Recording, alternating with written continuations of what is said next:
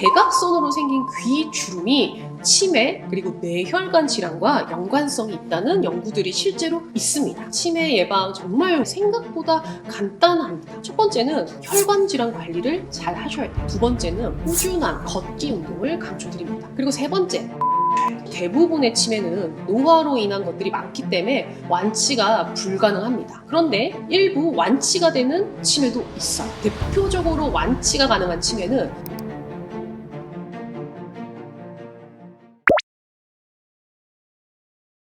귀주름, 우리 막 대각선 주름. 예전에 그 개그맨 이경규 씨가 뭐 귀에 주름이 있는데 한 팬이 뭐 병원을 가보라. 뭐 이런 얘기를 들었다고 하는데요. 이 대각선으로 생긴 귀 주름이 치매 그리고 뇌혈관 질환과 연관성이 있다는 연구들이 실제로 있습니다. 치매가 사실 종류가 좀 다양한데요. 대표적인 것이 바로 알츠하이머 치매입니다. 이것의 발병 원인 중 하나가 베타 아밀로이드라고 하는 뇌 안에 노폐물이 뭉친 그런 덩어리가 쌓여서 생긴다고 알려져 있어요. 근데 이 베타 아밀로이드와 귀 주름이 서로 연관관계가 있다, 상관관계가 있다라고 하는 연구 결과가 있고요. 또 다른 치매 중 하나인 뇌혈관성 치매에서 특히 이제 혈관이 막히는 것과 같은 이런 혈관성 질환과 귀주름이 연관성이 있다고 해요. 근데 여기서 중요한 건요, 인과관계는 아니거든요. 그러니까 귀주름이 있다 해서 무조건 치매다. 이건 아닙니다. 근데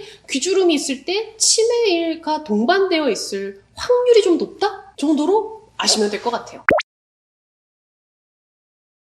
와, 이거는 사실 좀 설명드릴 게 좀 있는데, 일단 먼저 우리가 치매, 디멘시아라고 하는 용어에 대해서 좀 정의를 내릴 필요가 있어요. 이건 굉장히 넓은 의미거든요. 그러니까 인지기능 저하로 인해서 나 혼자 생활이 불가능할 때 우리가 치매라고 합니다. 그러니까 어떤 이유로 인지기능 저하가 발생했는지에 따라서 종류가 생각보다 되게 다양해요. 그러니까 사실 대부분의 치매는 노화, 나이가 드는 갑자기 슬프네요. 노화로 인한 것들이 많기 때문에 완치가 불가능합니다. 그런데 일부 완치가 되는 그런 치매도 있어요. 대표적으로 완치가 가능한 치매는 비타민 중에 B12가 부족하거나 혹은 갑상선 기능이 너무 저하가 되어 있거나 정상압수두증이라고 해서 우리 뇌척수에 흡수가 되지 않아서 발생하는 그런 치매들이 있습니다. 이런 경우에는 이제 부족한 거를 채워주고 뭐 뇌척수액을 좀 빼주고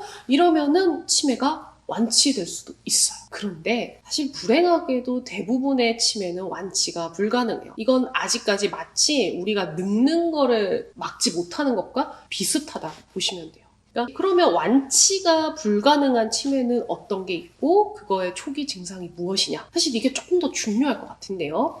가장 흔한 것은 바로 알츠하이머 치매입니다.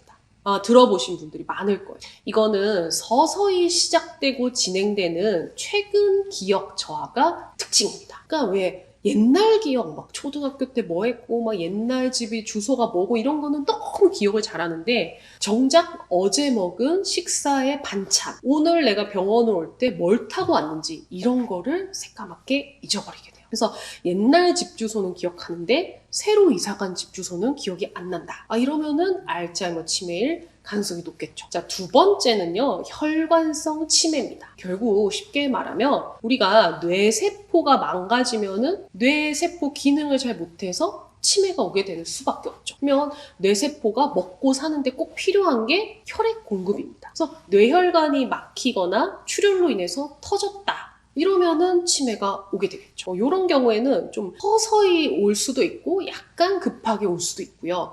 그래서 뭐 평소에 고혈압, 당뇨, 고지혈증 이런 게 있다면 가능성이 좀 높고 보통은 뇌의 MRI와 같은 영상을 찍게 되면은 알 수가 있게 되죠. 자, 세 번째는 루이소체 치매라고 하는 것이 있습니다. 이거는 좀 생소하실 수도 있겠는데 생각보다 또 흔하게 있거든요. 우리 뇌에 아까 알츠하이머는 베타 아밀로이드라고 하는 찌꺼기가 쌓였다고 했잖아요.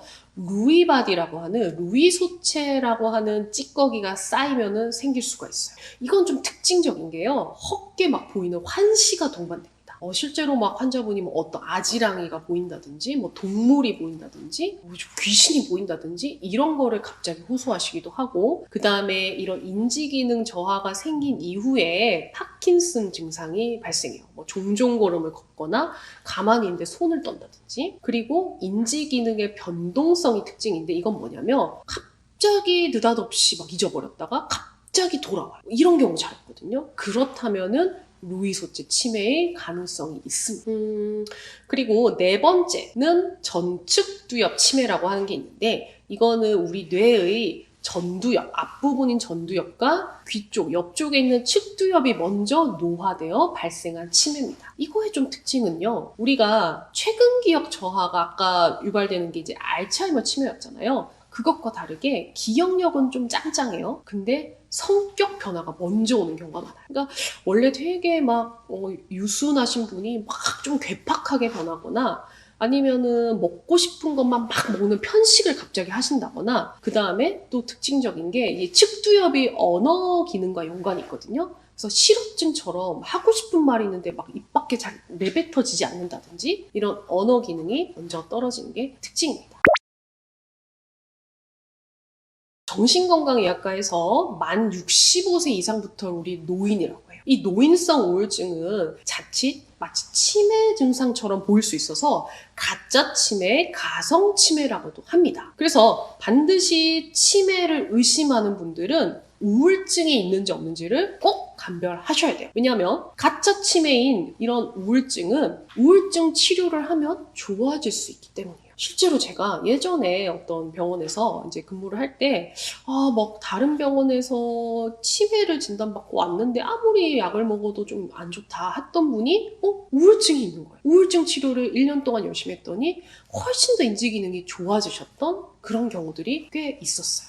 자, 이때는 이제 몇 가지 특징이 있는데, 일반적인 치매의 경우에는 노화로 인해서 서서히 진행되고 발생하는 게 대부분인데, 이 가짜 치매는 갑자기 빠르게 진행이 됩니다. 그러니까 작년까지 멀쩡하셨다가 한 2, 3개월, 6개월 만에 갑자기 너무 기억력이 떨어져서 막 전화번호 다 잊어버리고 집 비밀번호도 못 치고, 이런 경우 의심을 해볼 수가 있어요. 또 진짜 치매인 경우에는 대체로 부인하세요. 부정하세요. 나 멀쩡해. 나 아닌데? 나 완전 괜찮은데? 괜히 그래. 이러는데, 그래서 막 자신의 증상을 숨기려고 합니다. 하지만 우울증으로 인한 이런 가성치매의 경우에는 저는 아무것도 몰라요. 나 이거 못해요. 나는 모르겠어요. 이런 식으로 오히려 증상을 더 심하게 표현하시는 경우가 많습니다. 그리고 진짜 치매의 경우에는 인지기능 저하가 주된 증상이에요. 그래서 우울감은 있긴 있을 수 있지만 좀 부차적이고 좀 적은 포션을 차지하는 반면, 가성치매는 우울증이 주된 증상이다. 그리고 그 이후에 인지기능 저하가 동반되는 경우가 훨씬 더 많습니다. 네, 있습니다. 우리가 65세 이상부터 무조건 치매가 온다는 건 아니고요. 아까 앞서 보신 이제 전축두엽 치매 같은 경우에는 실제로 50대가 훨씬 더 많이 발생합니다. 게다가 알츠하이머 치매도 보통은 뭐 80세, 70세 이때 많이 오지만, 조발성 치매라고 해서요, 내가 가족력이 있거나 나의 유전자 중에 이 치매를 유발하는 치매 위험도가 높은 유전자들이 있거든요. 이런 것들을 갖고 계신 분들은 훨씬 더 빨리 생기기도 해요.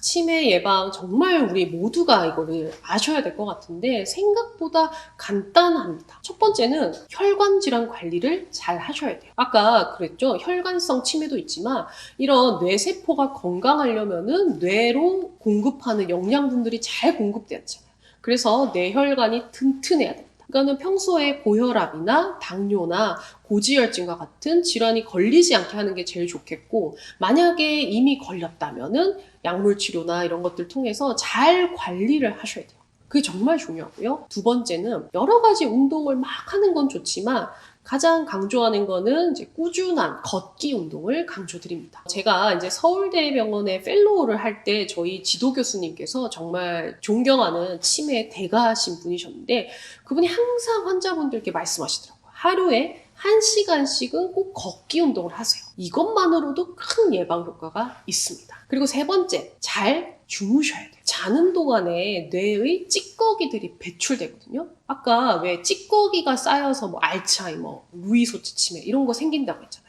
얘네가 잘 배출되기 위해서라도 잠을 잘 주무셔야 된다. 그리고 잘 드셔야 돼요. 우리 아까 뇌세포가 먹고 살려면은 영양 공급이 잘 돼야 되잖아요.